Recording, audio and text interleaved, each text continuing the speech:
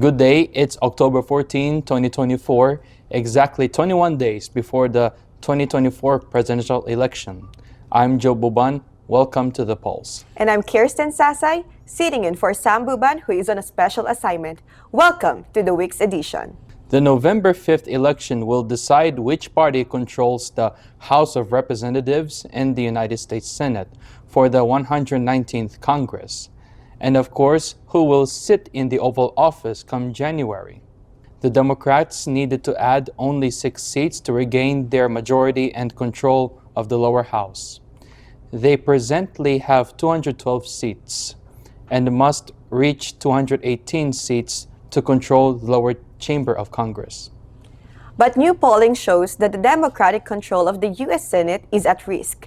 It is presently controlled by the Democrats, who have 51 seats, and Republicans have 49. But 2 of the Democratic seats could be lost in this election. One that is most likely is the seat of Senator Joe Manchin of West Virginia, a traditionally Republican state, and the second would be that of Senator Jon Tester of Montana. However, during the last re-election of Senator Jon Tester, he prevailed against the challenger. If the Democrats lose those 2 seats and does not flip a Republican seat to their side, the Republicans will control the U.S. Senate. However, there is now a bigger possibility that the Republican Senator Ted Cruz of Texas would lose the election to challenger. Democratic Congressman Colin Allred and the Republican Senator Rick Scott of Florida could be taken down by the Democratic Congresswoman Debbie Mucarsel-Powell. And if that scenario happens, Democrats will remain in control of the upper chamber of Congress. And what about if only Ted Cruz loses his seat from the Republican side? Then we will have a 50-50 split Senate, and the Vice President can break the tie as President of the Senate. It is important for the Democrats to control both chambers come January. Democrats had dwarfed the Republicans in fundraising for the congressional and Senate races. And for that, they were able to pour in more millions of campaign funds for Senator Jon Tester of Montana. Congressman Colin Allred also raised $30 million for his campaign against Republican Ted Cruz for the Senate, more than twice raised by Ted Cruz. On our Road to 270 update, Vice President Kamala Harris at this point is predicted to having already 226 electoral votes and is still short of 44 electoral votes to get to 270 electoral votes to win the presidency. So Kerstin, what states are still at play here where Kamala Harris can pick up 44 electoral votes to make it 270? There are still 7 states left that are considered toss-up or tie. Only Arizona, Georgia, Michigan, Nevada, North Carolina, Pennsylvania, and Wisconsin. But I will tell you 3 states that has a total of 44 electoral votes. If Kamala Harris wins Wisconsin, Michigan, and Pennsylvania, she reaches 270 electoral votes and wins the presidency. If she also carries Nevada, then Harris will be at 276 electoral votes, more than what is required to win the presidency. Here's a map to show it. Blue for Harris, red for Trump, and brown for undecided states.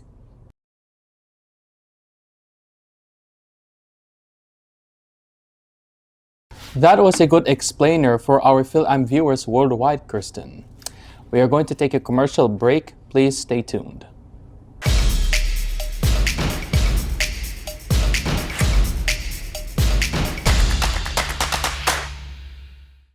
Pure Medical Equipment provides top-notch quality medical supply equipment. Whether to rent or buy, Pure Medical Equipment and Supplies has it all. Pure Medical Equipment is committed to serve and give back to Southern Nevada. We deliver medical supplies and rentals to your door.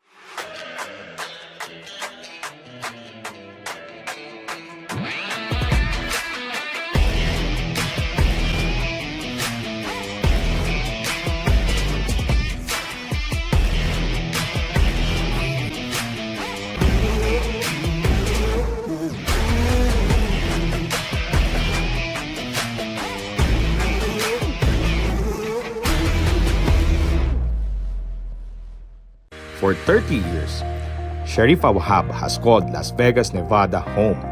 A healthcare worker, loving mother, and a passionate philanthropist. Now, Sharifa is running for State Assembly in District 35, committed to improving elderly healthcare funding and advocate for a better education, and will work to bring in more Filipino teachers to our classroom and ensuring the safety of every Nevadan. Vote Sharifa Wahab for Assembly District 35. Sharifa Wahab for Better Nevada.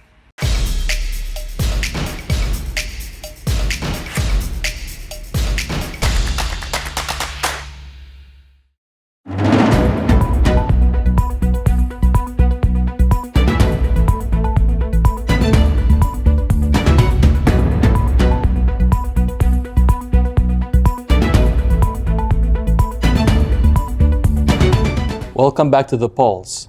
Former Las Vegas Councilwoman Michelle Fiore has been convicted by a jury in 6 counts of wire fraud and 1 count of conspiracy to commit wire fraud.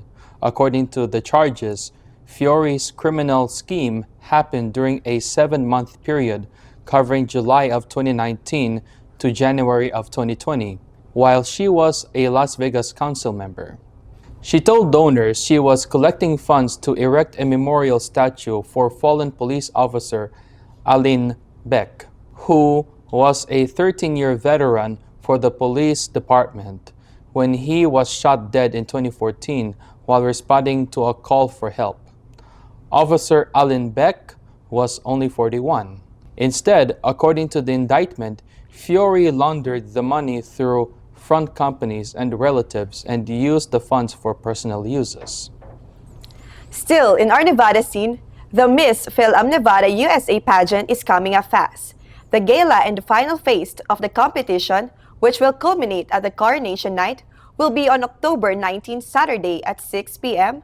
Pacific Daylight Time at the showroom in Samstown Hotel Casino. The event will be live streamed at this network and can also be viewed at KGNG Channel 26.8 on your free TV and also on Fil-Am TV's website for free. For those in the Philippines, it can be seen on Sky Cable. Choose Fil-Am TV on the menu. This big event is a project and charitable fundraising by the Fil-Am Civic Action International Inc. or Sasai. We encourage you to watch this on any device, even in your phones, by going to filamtv.us and look for the streaming of Miss Fil-Am Nevada USA, just like where you also view our other programs or shows through our platforms. In our world news, the Associated Press reports that Ukrainian drones struck an important arms depot inside Russia. Ukrainian military source said Wednesday last week. This appears to be a follow-up attack to the one that happened 3 weeks earlier, where Ukraine bombed an important Russian armory. Ukraine also hit a key oil terminal that the Russians are using in Russian-occupied Crimea.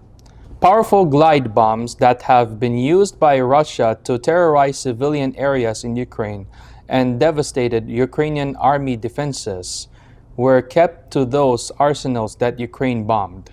We are going for a commercial break. Please stay tuned for the interview of Aaron Bautista, running for University Regent for the Nevada State University system.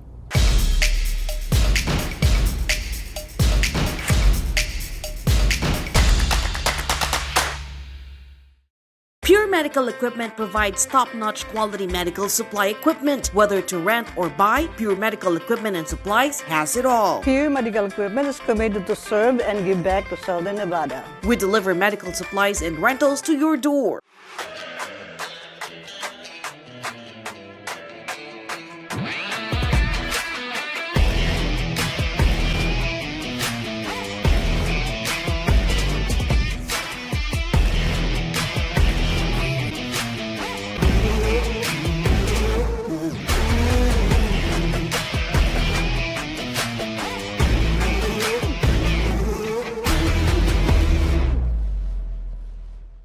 I want to tell you about my mom, Hanati Nadim, and why she'll be a great assemblywoman. Mom is happiest serving others. It's one of the things I admire most about her. She'll work all day in our family's business and still be there for my siblings and me. She has this amazing ability to bring people together and find solutions to hard problems. A vote for my mom, Hanadi Nadim, is a vote for an assemblywoman who cares about people and who will never stop working for you. Enjoy Fil-Am TV network on KGNG 26.8 Las Vegas and www.filamtv.us. Search for and download Fil-Am TV network in Roku, Amazon Fire TV, Facebook, and YouTube. Download the WCE TV app from smartphones and search for Fil-Am TV.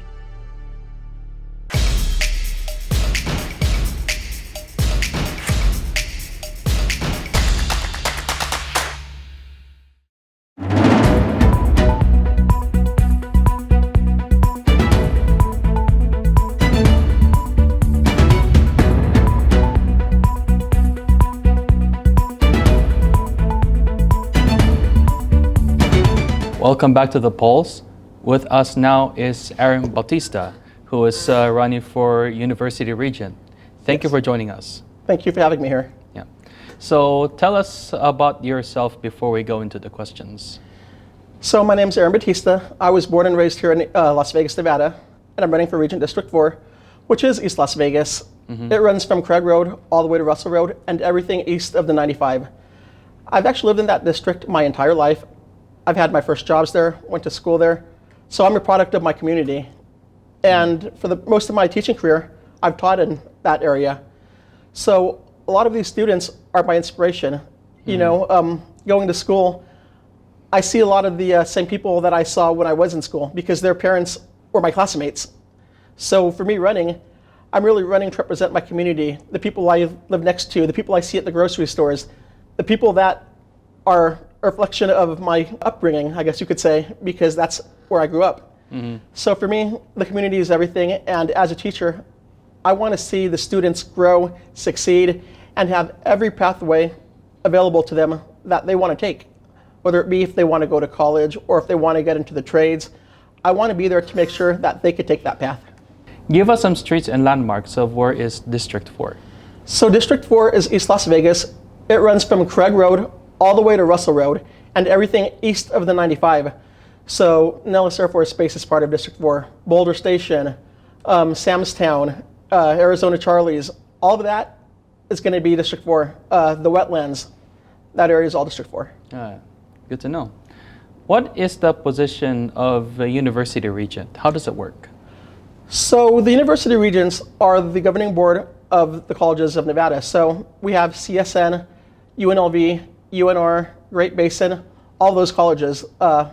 We help set the budgets. We help set the policies for colleges.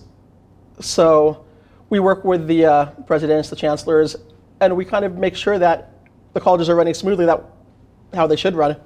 You yourself as a teacher, what motivates you to run for office, and how's it going for you in the campaign trail?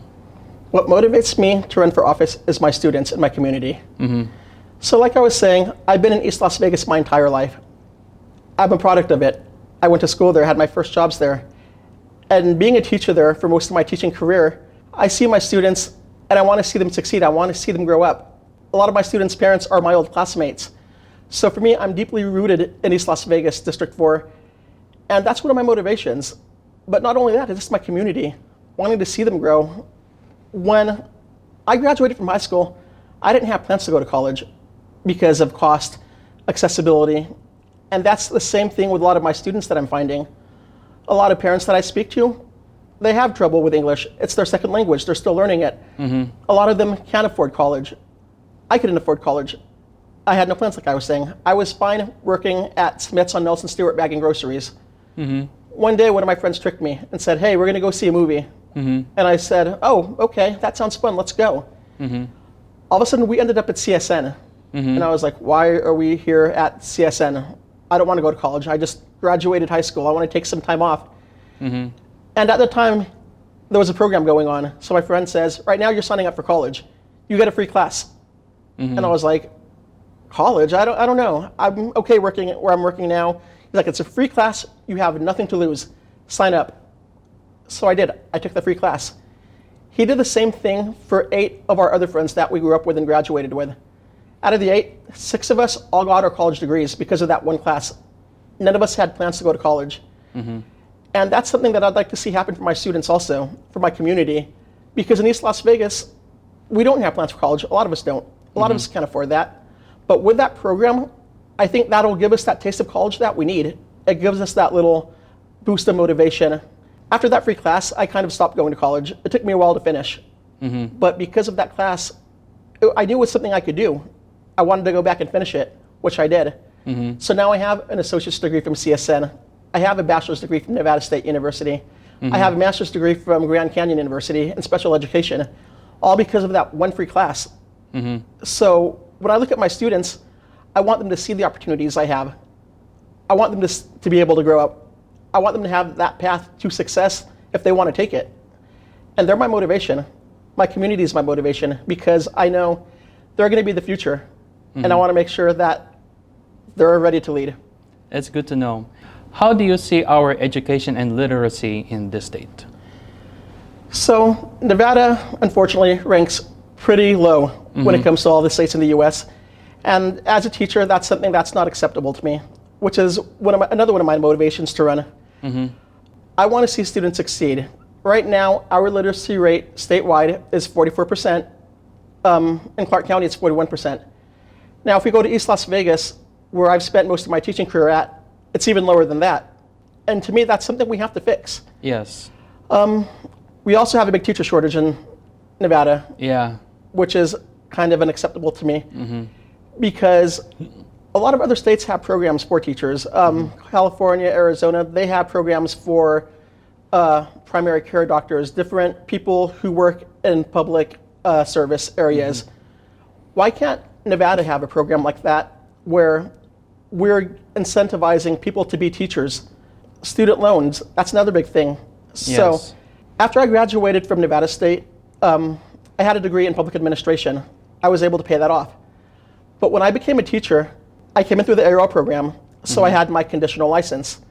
But to get my full-time teaching license, I needed to finish my degree in education, which is why I got a master's degree from Grand Canyon University. But I was once out of debt, but now I'm back in debt, another $30,000, $40,000, because I wanted to become a teacher and help my community. The same goes for a lot of my fellow teachers now. They have their substitute licenses, but in order to get their full teacher licenses, they have to take the college courses. So now they're going more into debt. And that's something that I think we should fix. If people want to be teachers and help the community out, why aren't we doing more to help them out, especially when we're in such a big teacher shortage? CCSD is one of the top 5 biggest school districts in the nation, but we have like one of the biggest shortages. We need to do more for teachers. And I think that's also going to help improve education because we have such a low literacy rate. Is that an effect of not having the teachers? Because the last time I checked, we had over 1,000 vacancies open for teachers. So is there a correlation there? That's something that we need to look at, I think. And as a regent, I think I could go ahead and talk to some colleges and figure out what we can do to help incentivize people to become teachers more, whether that be looking into high schools and creating programs for graduating high schoolers to come be teachers, or even creating a program where if you are going to school to be a teacher currently or finishing your education requirements, maybe if you teach for 3 years after that, we'll go ahead and cover your debt then. Because right now, whatever we're doing, it's not working. So we need to have some new ideas. We need to make sure that we have teachers, and we need to make sure that we're supporting those teachers. So I think in all, that can improve literacy. I do know we also have the Read by Grade 3 program that's been going on for a while. At my school that I was just at, we have a program called I Ready Reading, and they're required to pretty much read for like an hour each week. I've had students who came into me and said, I don't have any books at home, why would I do that? Well, because reading's good. And so a lot of these online programs that they have will help students read. And I think we need to look more into that to see if this could create more student success, create better student data, because we don't want to have these low rates of 44% statewide, 41% in Clark County, even less in East Las Vegas, where I'm from. So I think all this kind of goes hand in hand, and I think it's something that we can fix and we need to fix. So what changes would you like to see if elected? So as a Board of Regent, there'd be a couple things I want to see changed. I want to see college become more affordable and free. That'd be nice, at least one free class. But even after that one free class, I want to see students get the guidance that they need. So if you get the free class, then what? That's a question people have asked me. Well, there's the Promise Scholarship. We could guide you to that if you want to continue on with college. If you don't want to continue on with college, okay, well, we could introduce you to some of the trade unions. They could show you how to work, and you're going to get paid while you're doing it, if that's what you want to do. If you're in college for business, entrepreneurship, you might need that guidance there. And again, you're going to need someone to help you and tell you, hey, this is what you should do. Here's some good advice. Business people, whoever. But we need to make sure that we're guiding our students and our children to the place that they want to be.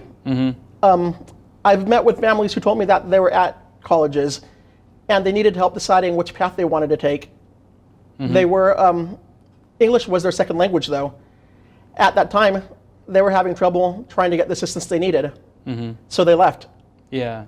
And again, that's something, you're kind of setting someone up for failure then. Yeah. So the schools, we need to be better for families. We need to be better for students. We need to make it affordable, more accessible. Even filling out applications sometimes, I hear families telling me it's too complicating. They're too busy. Well, let's figure out a way to help you fill this out. Guidance, assistance, anything that we can do to help your student be successful, I think we need to do it. Because affordability and accessibility is important. And not just in East Las Vegas, but everywhere. Yes. We need to be there for our students. Another change that I want to see again is bringing in more teachers, because as a teacher myself, I've seen my workload nearly double in my teaching career, which was only 9 years, which for some seems like a long time, but it goes by really fast. And all of a sudden, before you know it, you have twice as many students as you had before. So I want to see more teachers being helped. I want to see more teachers in the pipeline, because it seems like we're not setting ourselves up for success. And I think that's something that we could do in the college area. Yeah. Now, in terms of the actual campuses, I want to make the college environment so much better for our students. After the shooting in December at UNLV, a lot of students have came to me with their issues and their complaints. A lot of professors have come to me about their complaints, about safety, about mental health, about not even feeling included in a lot of the processes that were going on to help them. Now, as a Board of Regent, I think we should be involved in the community on college campuses. We should be able to have that open dialogue with students, not just people we know, but with students in general, with the professors in general. I've had professors tell me that their classrooms are constantly getting broken into. I've had students tell me they wanted mental help on campus. One tried to make an appointment in February. There wasn't any openings until May. If they weren't mentally as strong as they were, would they be here in May? You know, that's a question that you have to wonder. And that's something that I think we really need to help our students with, our staff with, which is why I kind of want to make it more student-centered. I want regents to be involved. I want regents to make sure that the students are in a place that they want to be. That staff is there where they want to be, and they're not feeling unsafe or anything like that. Yes, because like especially mental health is very important, because especially nowadays where it's now part of the norm. So there's mass shootings in schools that a lot of these cases mostly are from they have mental problems, and so I think it's the reason why I think it's very important to focus in that sector. Absolutely. In the health. So anyways, Aaron, we will leave it at there. This will be your pitch. What would you like to say to your voters? All right. Hello, everyone. My name is Aaron Bautista. As Regent, I promise to help improve education, not just in college, but also in the lower grades, because I am a special education teacher by day. But I think a lot of things that I want to do, I could make happen with your vote, obviously. I want to help create more teachers. I want to help create a lower affordable college solution. I want it to be more accessible. I want your students to feel safe on campus. I want to make sure that our colleges are being funded correctly. I want to make sure that the students are getting what they need. And by electing me to the Board of Regents, I think we could make this happen, and we could make sure that Nevada isn't ranked towards the bottom of education anymore. Because my entire career of teaching, we've been there, and it's unacceptable. It's time to make transformative change, and that starts with electing me for the Board of Regents, District 4. Thank you. My name is Aaron Bautista. Aaron Bautista for State University Regent District 4. Thank you for joining us. Thank you for having me. We will leave it at that. We are almost out of time. Thank you for watching. I'm Joe Buban. See you next week. And I'm Kerstin Sasai. Thank you for watching. God bless your week.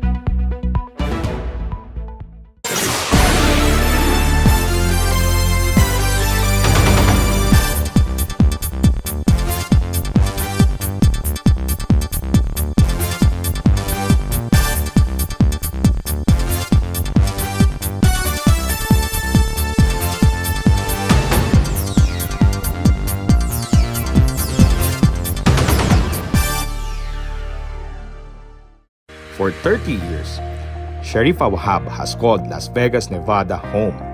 A healthcare worker, loving mother, and a passionate philanthropist. Now, Sharifa is running for State Assembly in District 35, committed to improving elderly healthcare funding and advocate for a better education, and will work to bring in more Filipino teachers to our classroom and ensuring the safety of every Nevadan. Vote Sharifa Wahab for Assembly District 35. Sharifa Wahab for Better Nevada. I want to tell you about my mom, Hanati Nadim, and why she'll be a great assemblywoman. Mom is happiest serving others. It's one of the things I admire most about her. She'll work all day in our family's business and still be there for my siblings and me. She has this amazing ability to bring people together and find solutions to hard problems. A vote for my mom, Hanati Nadim, is a vote for an assemblywoman who cares about people and who will never stop working for you.